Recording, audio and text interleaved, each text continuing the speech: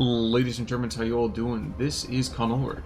And I'm Rangru, hello. And folks, we're going to get to it very quickly today. We're back to Season 6 play over here in SD2 League. Today we're on Haroshaje, and you can see we already have action going. So Rang, who do we have and what are they bringing to that fray? On left-hand side in the blue, we have a Chickendew playing 20th Panzer, VDV Balanced income. Right-hand side in the red, we have Mr. Yabo playing as 3rd VDV, also with a balanced income, and things get hot and heavy in this Division 3 match because we're seeing napalm bombers hitting the road. And is this war game airline battle? I don't know, because this is a cheesy strategy, but it's going to unload one Panzer gonna do. It certainly is, and I can't help but imagine that we're going to see maybe some slight strafing going on here. Oh no, a super early flak 88 here. That's surprising. Yeah, I think he probably brought it up more for the anti-tank role, I'm going to guess, but probably good that he has it on the field to stop SPE2 from seeing all of his maneuvers. And as you've seen with the napalm bombs being dropped, Yabo is getting into that town with his death technique. He's descending into it, so to speak. They certainly seem to be doing it, that's for sure. Actually, Rang, I'm surprised you had time to cast this week, what with you being a big star and all that now with meme videos. Oh, yeah. Indeed, you know, I make time for my luxurious acting career to head back to casting. Well, folks, if you don't know what we're talking about right now, you should check out a video. I think it's over on the Reddit channel, if nothing else. SMG woes, you know, your favorite Based Canadian. True events. I was going to say this is the favorite Canadian, and it does make a lovely appearance. So super fun. You should check it out. But the concentration of just like I think an entire card of maxims are brought in already. He's got 12 potential maxims in A, and I think he has an entire card's worth in his opening moves. He does not want to lose this. His infantry deployment is very interesting because with the designate keys, they're just SMG spam. They're pretty good SMG spam, but you have no real long range, especially in his A phase. So he's relying on spamming maxims to be the long range fire support, and with the high veterancy of the commander, they're going to be pretty damn good. But here we are seeing the Panzers finally making it to the front line, and wow, there's not a whole lot of anti-tank here from Yabo. Yo, anti-tank grenades are more than plenty. And it seems such a shame to lose a P3, even just a P3 to that, because that's a nice infantry support that you definitely need. I mean, one thing that you guys, I'm sure you both saw as we got underway here, 97 infantry to 70. So a 30% shift in infantry overall, and I mean, the later this game goes, the worse it's going to, of course, be for Chickendew. So you got to be out there and have some nice, strong, kind of supportive play, and you can't be throwing away your MBTs like that. Yeah, and Chickendew's in a pretty bad spot. I'd argue he'd have the worst side of the map, because once you get kicked out the center parts of the town, it's harder, I'd say, from Chickendew's side from get a foothold back into it. I mean, he is going to be bringing the Osttroopen from the rest into the east here to provide some fire support, but I mean, it's going to be hard. He needs artillery, he needs more tanks to blow up infantry. I mean, that's one of his advantages with 20th Panzer. Got a lot of tanks, especially compared to 3rd VDV, which is really just T-34 76 spam and not a whole lot else. And even then, it's not a huge amount of T-34 76 spam. Interestingly enough, we are seeing some light anti-tank guns being brought into the town. You see the M42 right now, that 45mm, is already engaging, being very successful because the P3L might even get a kill here. Not too sure if that's going to be necessarily the case. But we see a 120mm over from the Russian side. We see a mortar track over here from the German side, and now a 109 going in after that 45mm. Definitely what needs to happen here as well. Yeah, just bomb it hell and back, and yeah, it is a very dead anti-tank gun here. But I'd be curious to see how Yabo uses his artillery. I mean, Chickendew is rather clumped up in the town, yeah, just one good off-map strike can cause some rather nasty effects. And I believe there's it might be the smoke rocket, like, two-shot strike. I'm thinking that's what it might be, actually, so that would be a very interesting play if he does call it in. Sure, that would be rather interesting. I would definitely agree with you there. I'm equally interested to see that we see the 120mm is looking further for the 88 more than the artillery positions on its opposing number. for me, I kind of feel like that would be my major investment. I would want to hit the artillery first, because if I can take out the artillery, I don't have to worry about losing control of that town. To be fair, it's a mortar half strike, which will be much harder to counter battery compared to the flak 88, as anti-aircraft guns do take more damage from ground fire. Yeah, but the Gepard I think is a greater danger than the 88. And I know this isn't gonna be Red Storm, so it's a very, very different feel for anti-air here. But regardless, I mean, the 88s are much more, I think, again, for that anti-vehicle role. So, I don't know. We'll see. But yeah, Chickendew is just kind of holed up in the corner of his town here with his Panzers. He's moving up some Panzer Grenadiers and Osttrooping him, but once he starts getting in close, he's going to run the SMGs, and, well, Yabo has a very good defensive line of all his Maxim guns, so anything that crosses over the open, he's going to get suppressed pretty quickly. Certainly is probably going to be the case. We are seeing another wave of this that keeps being brought on in, and indeed, maybe a tentative push across the saddle to the north. Just the one squad moving on to the western side.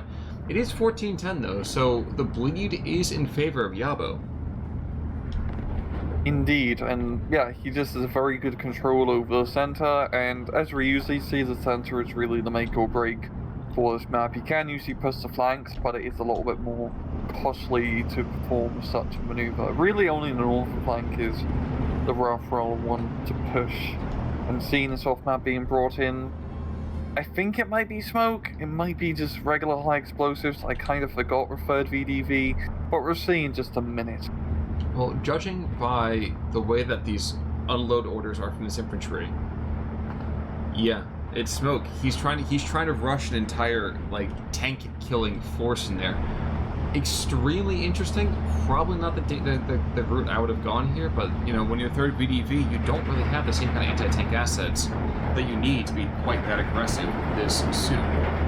Yeah, you have to definitely be a little bit more unorthodox. Now, I'd really want to see him rushing those Destiny ETs up here. He's going to take some machine gun fire, and actually a few of the Panther 3s do have a good line of sight over the road here, so I think it's might have to be a little bit short-lived. Well, there we go. The Gepard is also a very, very important part of this too. The autocannons going to keep things more or less kind of under control. Yep. And there goes the push, and this is how we throw away points of infantry. Yeah. It's a lot of cover for the Sauce Trooping to move up, and actually, yeah, Chickendew, after knocking out push, is going to be counter-attacking with some Osttroop of his own, going to run into a Destiny ET blob. Yeah, but these guys aren't supposed to win. They're just supposed to not lose quick enough to get more fire on them. So you get three squads pinned down, and 3 squads surrendered. There we go. Yeah, to buy time Ostrooping. Which is such a bleak existence, but you know what? I mean, hats off to them. World War II is a pretty bleak time, I think. Yeah, that's certainly true. The BF-109's back in play again. He's looking for the northern concentration of infantry. This will be very, very bad. Okay, he decided not to... Okay, interesting call. I think he maybe just lost line of sight at the end. I think for me, I would much rather just use attack ground overall too, but different strokes. Mortar's going in anyway in that position, so P-Grunt's going to be shut back. Osttroop support is kind of there vaguely, but again, this is not what you really want to be pushing and shoving into that town. Like you said, this is why you have the light vehicles, this is why you have those tanks. And this is why you have 45mm anti-tank guns being brought in here from Yabo to try and deal with his Panzer III blob. No, definitely only on these 45. Actually, in general, these 45mm are going to be great, because it's really only Panzer IIIs and 4s he's going to be fighting. There's, of course, that one singular very scary IS-2. But there's many ways you can cut down on IS-2. There's just a piece of me that really, really loves seeing this kind of unique smoke barrage to kind of make sure you can bring in all those anti-tank guns. That's a lot of Gepards. Yeah, it's obliterated. Jeez. That's a lot of anti-air. We are seeing a commander being brought in for Chickendew here, the 251/3. and some more infantry and MG42. So really, it's just going to be a grind for this town. That one flak 88 on one singular guy left, providing some nice fire support as well as the mortar half-track. P4 goes down, but I think that was a gun. The crew was killed a long time ago. So, trying to think right now what 3rd VDV can really do. I feel like this is one of those moments of seal the wall up with our dead, and pray that you last long enough. You know? Yeah, I mean, Yabo definitely has the infantry advantage, yes, for sure, but the town doesn't really come down to infantry, especially CQC infantry. It's much more suited to, like, machine gun play and, like, good light support vehicle play. And early on, Yabo had that, but he only has so many maxims. A lot of them are kind of dead now. He has the 45 mils coming in to, well, reinforce the point and getting some few Panzer 3 kills, but I think in terms of attrition, just with the tanks, Chickendew should have the advantage. But don't worry, the entire Russian Air Force is moving on in right now, though, too. So the Yak-9T gonna unmask the anti-air, and the IL-2 is gonna come in and just obliterate the commander. Oh no! Oh no! I was anticipating a much more successful air attack than that. Yowza. Yeah, those Gepards are really quite nasty when you have if you have 4 Gepards put together, you essentially have like one flag villain. Yeah, and you know, it actually holds on to a little bit of ammunition too, which is the crazy thing. Mm-hmm. Of course, no kills, you know, would be better to get a couple of kills there, but regardless, quite a surprising outcome on that, I'll say that much. Indeed, we're seeing another off-map smoke barrage here, which I don't think is going to really achieve too much. He doesn't have a counter-attack thrust force to really take advantage of this. This is really sort of provide more cover for Chickendew as he advance up. And now just looking at the town, Yabo doesn't have a whole lot left in. I mean, he has the anti-tank guns, but in terms of infantry, not much. But hey, who needs infantry when you have SU-76s, I guess? Yeah, I mean, half a card, we're into phase B here, so income's not going to change this one here, guys, but at the same time, it is interesting to just see the way that both guys are building out their decks. Yeah. Soviet side, looking for that late game, and outside of really that one C card of infantry, and I guess the P4s, not really a late game deck looking over here from the 20th. Nope. Definitely more early on, but of course, just with the current meta, we are seeing balance really taking a resurgence. I do actually quite like, as we're seeing in this replay, and other just 1v1s from the league, that artillery is becoming much more important in 1v1s. I've seen replays where people setting up like long-term artillery batteries, and it's actually cool to see it, you know, that artillery tab being used not just for off-map artillery spam. You know, and that's definitely been something that we've long. Is it complaining? Is it belly aching? I don't know which one it's been, but I have certainly enjoyed We've been seeing complaining about it for months. Okay. I'm gonna put it blunt. Like every replay, it's like, oh guys, you could be using a mortar right now, you know. Mortar's like the best weapon, just saying. Yeah, at that point we are adjusting our pocket protectors and putting our glasses back up our nose, you know, that whole thing. Exactly, Kana. But now we're seeing them being used, and they're working pretty damn well. I mean, his 120 mils have been suppressing quite a bit. I think he's trying to blow up the enemy commander, but not getting any lucky hits. But same with the mortar half-track, it's going to be counter-battery and pretty hardcore. And there we go. Jack in the box, blows up the supply truck and blows up the 120mm right next to it. The thing that's going to be interesting to me is how this is going to change when we have the Su-76 charge and this Aniki's going back in as well. Because if you look at right now, there's not a whole lot of tanks left really in this town. A lot of them have been hammered. Yeah, this could be a pretty good counter-attack force here from Yabo. And Su-76s, especially against 20th, nothing to really sneeze at. They're pretty damn decent tank destroyers, all in all, especially in these close-range town fights where you just need, you know, cheap, like I say, bodies, but armored vehicles to just hold to the front. You mean like capture T-34s? Yeah. And you got quite a few of those in 20th Panzer, making do with what they could get. This on Nikki as well. Kind of wondering if we're going to see another push to kind of shove the Pioneers back up with the SVTs. especially the Su-76 is right there, there's not a whole lot of resistance that's going to be possible from the German side of things. Yeah. Yeah, Chickendew kind of lost momentum from that initial push here, and Yabo is going to be counter-attacking. I mean, Chickendew does have some T-34s being brought in, but I think a horde of Su-76s will prove to be a rather nasty force to deal with. Yes, but also we're going to see some small things in here, like the 88, the single 88 kind of crewman might be able to at least take one or two before he goes. Yeah. Ooh, and we missed it, but supply truck and the commander? No, the commander didn't go down. Supply truck and one of the mortar tracks went down. Oh. Oh yeah, the cadet parked too close and probably killed him. And the 88's down, but you know, we knew that was going to happen. That wasn't even a kill, that was an execution. Yeah, it was, wasn't it? What do you think of this, play of using these Su-76s as a more kind of like, I don't want to say light cavalry, but it kind of feels like that, Yeah, it works really well, like, doing these counterattacks like this. You can kind of use them as T-34s, really, in your aggressive use of them. Yeah, you don't have a turret, but it still doesn't really matter. You don't have a machine gun, which kind of sucks, and you have brass armor, but you have pretty damn good firepower. Actually better, because you have APCR shells. So they perform really well. You usually get great availability of them. I'm a huge fan of Su-76 card. I really do love how Steel Division portrays them, as in a lot of video games, they're terrible, they're awful. Here, they're pretty good. Well, I'll tell you right now, apparently Papa Stalin isn't very happy, because he's sending in the German one of these to kind of come in and start spanking his own craft over here. I think it's just like Stalin's secret life of being a pirate.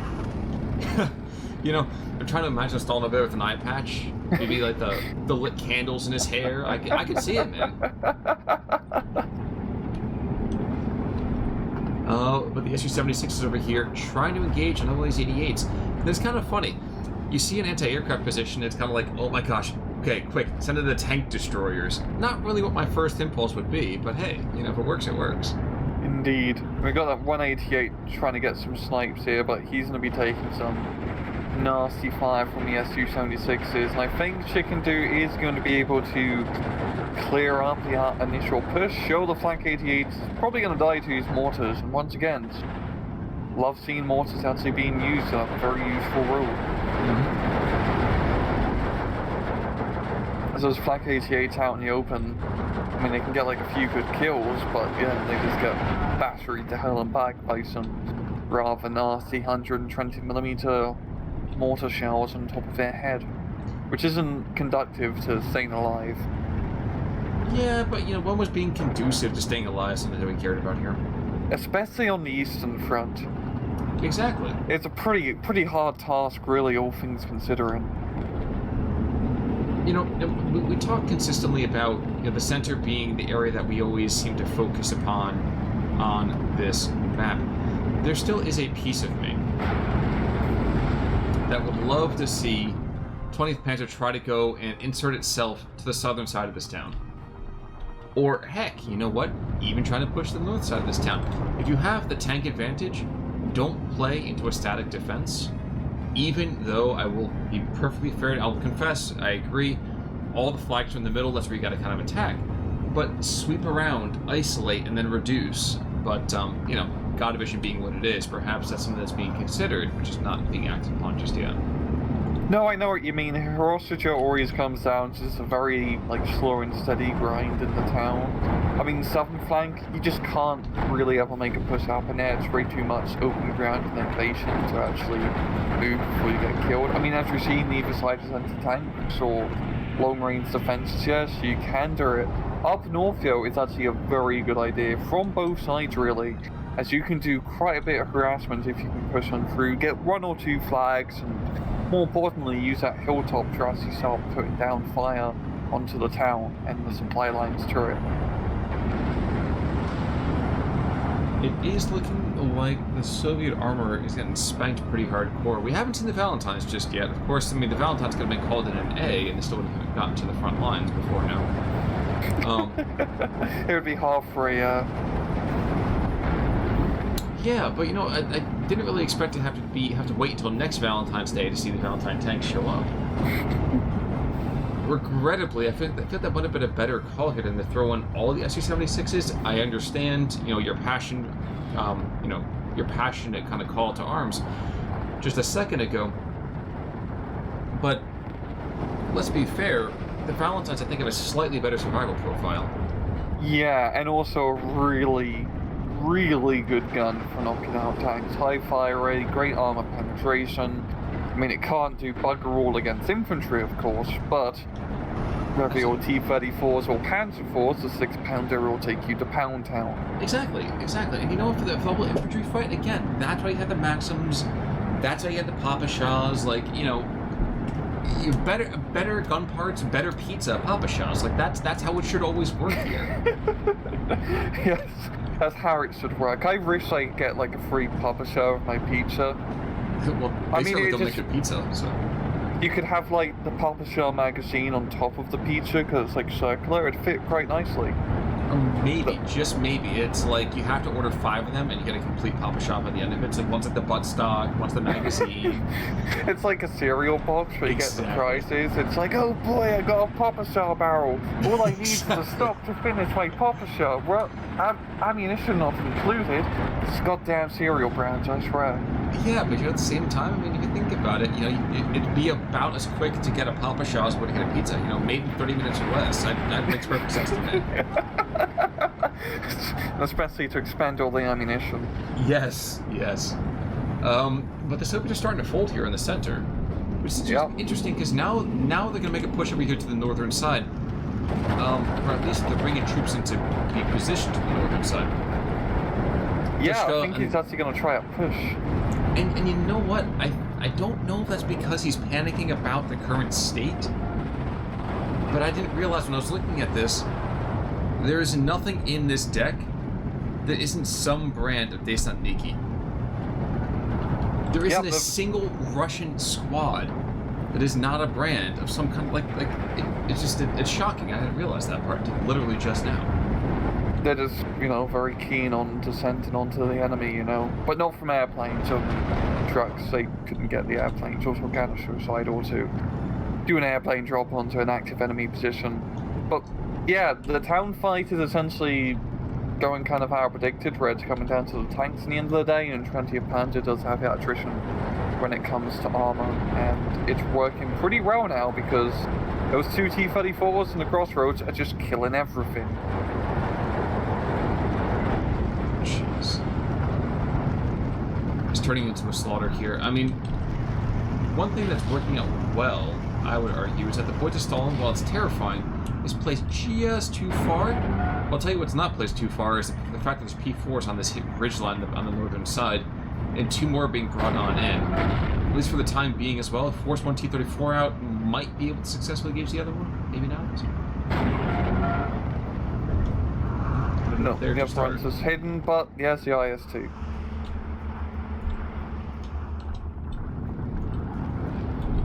And there we go. The Valentines are on the field here, folks. And I'm pretty sure it's going to turn into the Valentine is on the field instead, but... Yeah, very quickly the IS-2 out and about. In a really good position, because he can shoot out supply road, which will slow down enemy reinforcements for the time being, until the IL-2 tries to kill the IS-2. There we go. That was...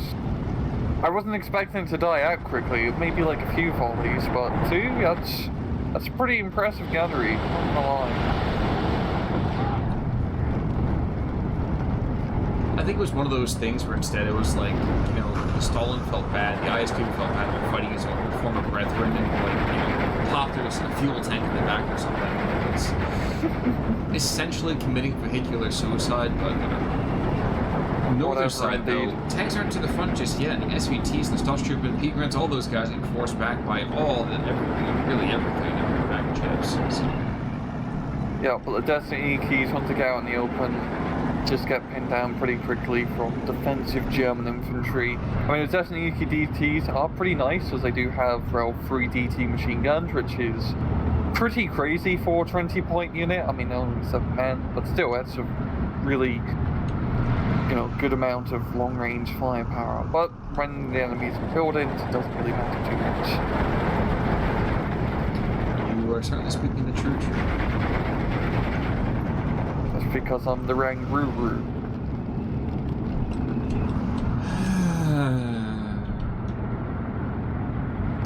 Well, Dr. Seuss aside, we are kind of... How do you follow that? You don't. No, you That's don't. the magic of it. You just question why you're here tonight with me. Exactly. This replay. More T-34s, more of these Desanlikis with the DTs being thrown into the front, but now with more P4s, not sure that that's really the best place I want to be as an AFV in the north.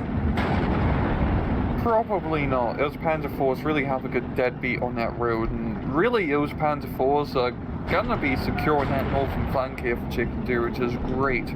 Because these are fantastic in the center still. Well, actually a lot less fantastic. Yabo has managed to secure the flag on the crossroad back, but just looking at the armor displacement, there's a lot more armored vehicles on Chickendew's side than it is Yabo's.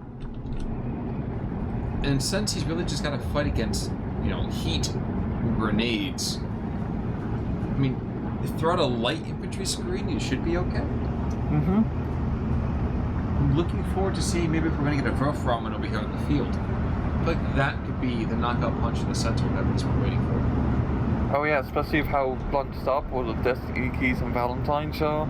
It could be really damn useful. But these 120mm mortars have fallen silent because they haven't been resupplied yet. I mean, there's a supply truck nearby, but honestly, they're probably going to have more direct issues when these T-34s and Panzer IVs break through the front line. Mm-hmm. At least they can drop smoke on themselves, maybe run away. Another Thessaloniki rush over here to the southern side of this town.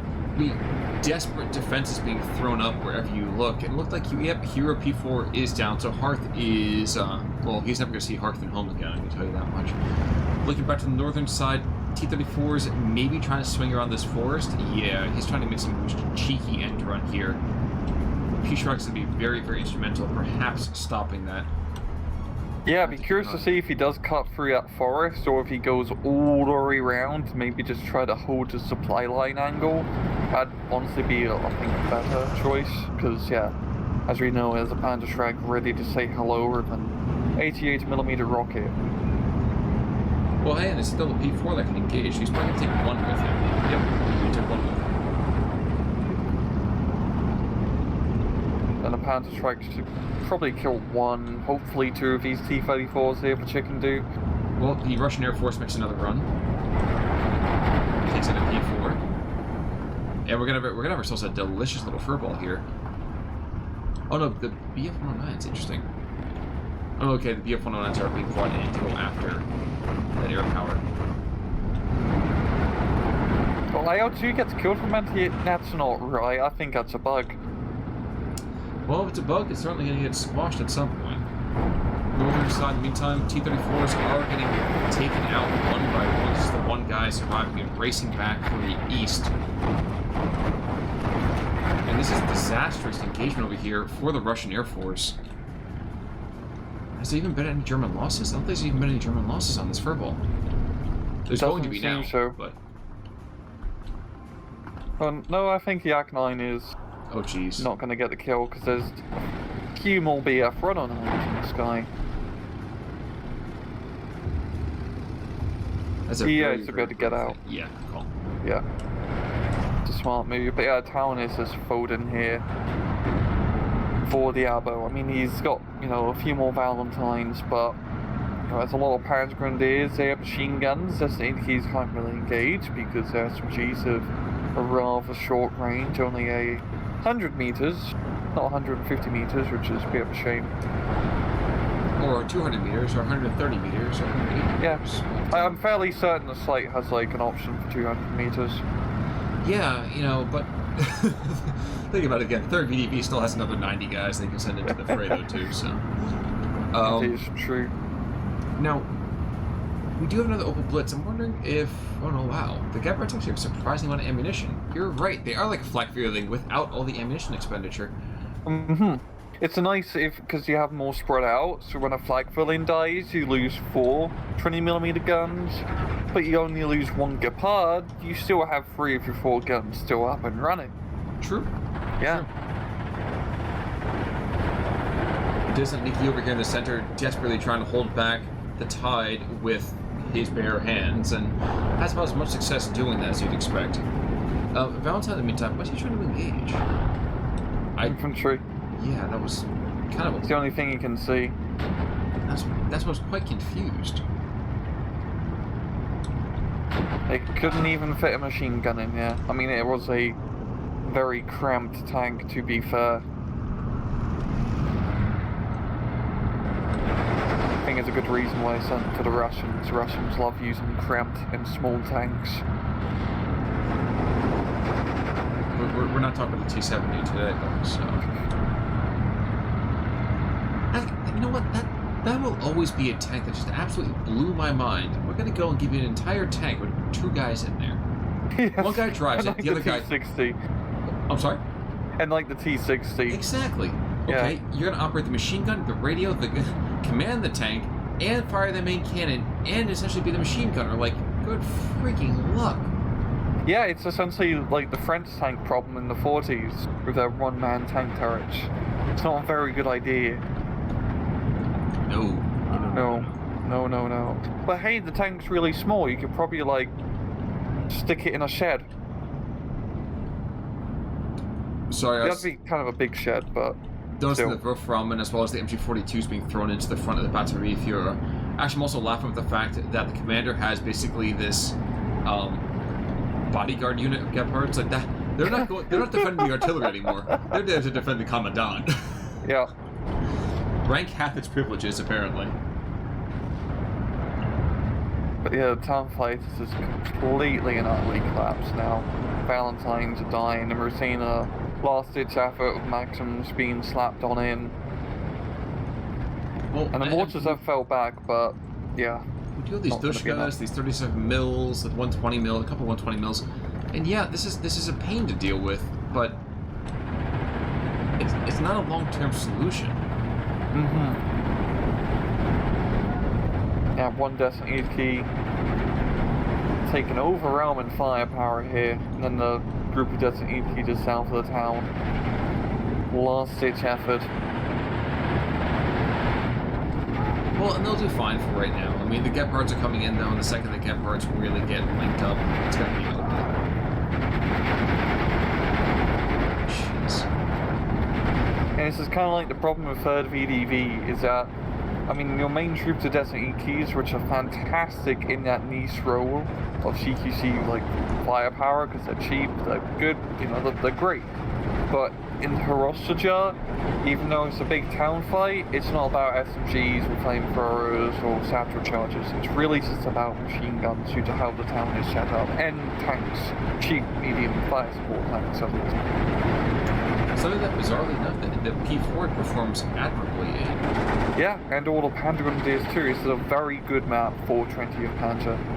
And most maps are. 20th Panzer is definitely top of the pops in terms of best divisions in the game.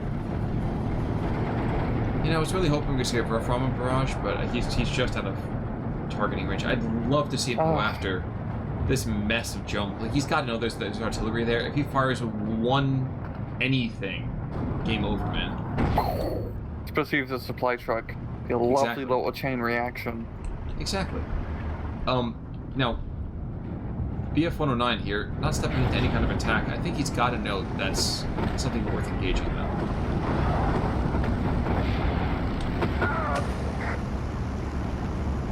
But nope, I don't think it's gonna happen. Yeah. The mortars are actually doing a decent job of suppression Chickendew's infantry for the time being, but I don't think Chickendew is really actually worrying about moving up anymore. He's pretty happy with the territory he has secured, getting that +2 point advantage. And northern flank, I mean, the Russians are on the hill, but the Russians don't have the flank, so it doesn't really matter. No, it doesn't, does it? I mean, this BF-109 behind the lines, he's going to go down here in a second.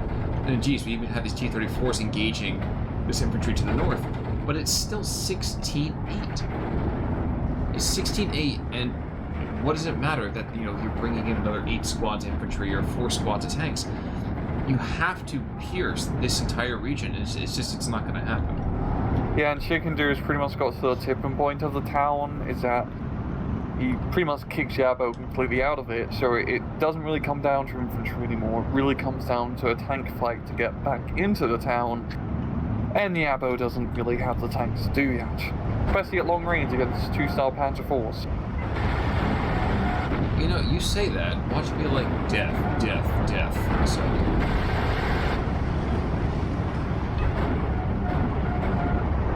Right, this is... okay, here we go. Someone finally dies. It's getting a bit anti... there we go. More death. Just try one. I'll check down to the south in just a second. There is one maybe final throw of the dice being kind of put together. Not really sure I really see it doing anything yet. Oh, the Machiki and 4 Valentines. So yeah, the Valentines are going to go there just in time for the Germans to arrive in Moscow. And the P4s, I think, are being moved up just to kind of clean up the last bit of this mess. No, just barely out of sight.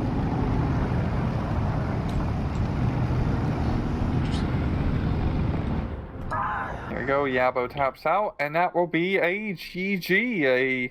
Yeah, pretty nasty KD difference between Chicken and Yabo. Yeah, not unexpected, though, too.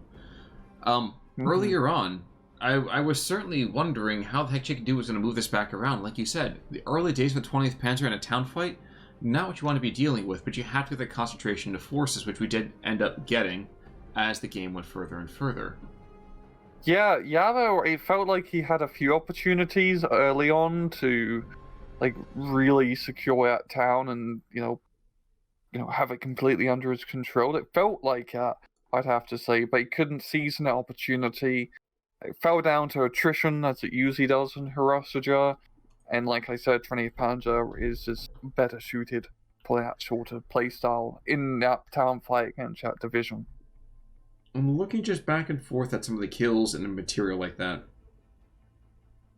Wasn't really a whole lot of standout characters. I mean, on the German side, we did see a couple of minor heroes. Nothing really to give an iron crossover, but at the same time, still, maybe some things are moderately worthy. Cedarman over here, for example, Wolf. But all in all, a lot of just trading more efficiently. Maybe this Flak 88 standing up and taking a couple of Su-76s. I mean, not for nothing, but I feel like that failure of that push was the beginning of the end over here for our Soviet comrades. Yeah, maybe Yabo could have pushed a bit more aggressively up north sooner to try and take some pressure away from the town, because he had a pretty good defensive line there early on, but with everything just being so focused in that town fight, all the Maxims eventually die, the T-34s eventually die, the Desaniki eventually die, and then you have nothing in the town. Exactly. And then you lose the town, and then you lose the match, which is not ideal. No, not usually ideal. It's usually one of those things that probably better to go and attempt to win occasionally, but I'm an old-fashioned guy like that, so who knows. Yeah. Yeah, first cast of the Season 6 of League Con, and for the viewers at home, we're planning to do much more of these and try to cover Season 6 as much as we can. It's pretty crazy. It is the 6th bloody season of this. Yeah, it always just keeps going. It blows my mind about how great this community is, and it's one of those things that you want to go and just be stunned, but you know what? We have one of the best communities out there, so at this point, part of me just expects it, man. Yeah, and we've got like a lot of players for like 5 whole divisions being played through as well. This would be a pretty good season, I think. And I'm pretty happy with the meta right now, like the 1v1 meta, in even just vanilla ST2. It's still not perfect, but it's definitely improved. Well, and that's the important thing. It's better than it used to be.